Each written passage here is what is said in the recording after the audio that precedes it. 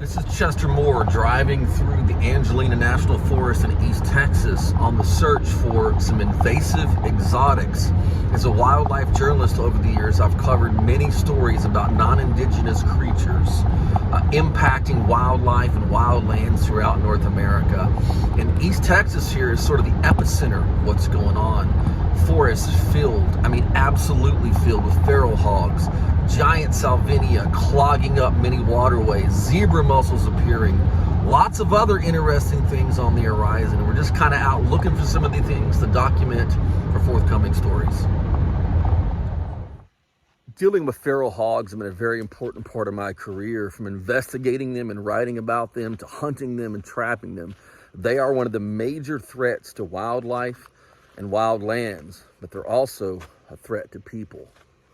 Right down this trail, a man was attacked last year by a feral hog, right here on the border of Sam Rayburn Reservoir. He was walking his dog. A 150-pound boar charged him. Thank God he survived, but it was a really harrowing encounter and shows what I believe is going to be happening more and more across North America, where non-indigenous invasive animals aren't just impacting wildlife, they're attacking people. This scene looks like an apocalyptic wasteland with all the black charred ground and a burning stump here. But this is really a good thing. This is a controlled burn, which helps control invasive species like Chinese tallow here in the National Forest. So we're right off a major highway, and they have to control burn these things and take all kind of things into consideration. Fire management is one of the things that makes a big difference when it comes to working with invasive species. This is giant salvinia, one of the most damaging exotic invasives in the United States of America. This entire swamp behind me is covered by this.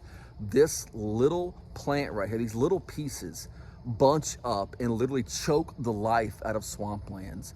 What it does, it blocks light penetration. That way, submerged vegetation can't get any sunlight. That kills the vegetation, it kills fish and waterfowl habitat, causes problems for boaters, and is causing millions of dollars worth of damage to ecosystems, as well as severe and perhaps very long-lasting ecological damage.